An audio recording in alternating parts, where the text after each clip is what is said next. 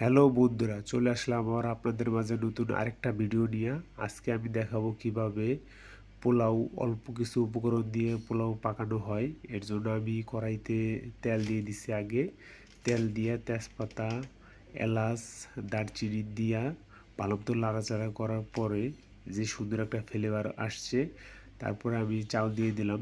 চাউলটা ভালো মতো নাড়াচাড়া করতে হইব যতক্ষণ না চালটা একটু সাদা সাদা লালচে ভাব আসবে, একটু ফুটে ফুটে যাবে, তখন চালটা অনবরত নাড়াচাড়ার উপর রাখতে হবে যেন নিচে না লেগে যায়।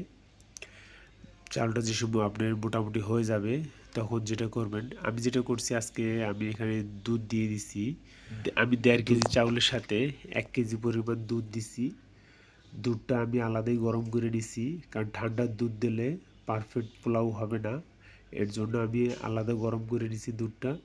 দুধের সাথে অবশ্যই একটু পানি মিক্স করে নিছি।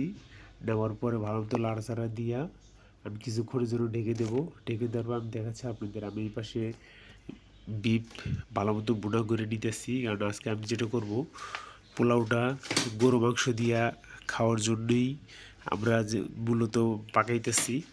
ভালো মতো গরু মাংসটা একদম বুনা বুনা করতে হইব। বুনা করার পরে আমি দেখাবো আপনাদের ওটা পরে। তো মোটামুটি আমার বিরিয়ানি প্রায়, আমার পোলাওটা হয়ে যাওয়ার কাছাকাছি। তো আমি এখানে প্রায় প্রায় মানে আলাদা তেল দিলাম। তেল দিয়ে আমি কিছু পেঁয়াজ বেরেস্তা করে নেব। দেখেন আমি পেঁয়াজটা বেরেস্তা করার পর এরকম হয়েছে। তো যেহেতু আমার পেঁয়াজটা একটু লাল ছিল, আমি স্লো স্লো বেরেস্তা করার পরও আমার পেঁয়াজটা একটু কালা হয়ে গেছে। তার কারণ হইতেছে, লাল পেঁয়াজগুলা আপনি বেরেস্তা করার আগে অবশ্যই বেশি পরিমাণে করবেন না, হালকা হালকা থাকা অবস্থায় উঠে ফেলাইবেন। তো আমি এখানে বাটার লইছি। বাটারটা একটু মেল্ট করিয়া জাস্ট আমার রাইসের উপর আমি ভালো মতো একটু ছিটিয়ে দেবো। এর জন্য একটা এক্সট্রা ফ্লেভার এবং রাইসটা জুসি এবং সফট হবে। এর জন্য আমি আলাদা বাটারটা দিয়ে দিছি। দিয়ে আমি এখন কিছুক্ষণের জন্য ঢেকে দেবো। ঢেকে দেওয়ার পরে এখানে আমি একটু মশলা দিয়ে দিলাম, ধনিয়ার গুঁড়া দিয়ে আমি কিছুক্ষণের জন্য ঢেকে দেবো। ঢেকে দেওয়ার পর দেখেন আমি দেখাচ্ছি মিক্স করে, এই যে আমি ভালো মতো মিক্স করে নিতেছি যেন আমার পেঁয়াজ বেরেস্তাটা আর রাইসটা সুন্দরভাবে মিক্স হয়ে যায়। এই যে রাইসটা মিক্স হয়ে গেছে, আমি প্লেটে গরু মাংস নিচ্ছি আর একটা ডিম।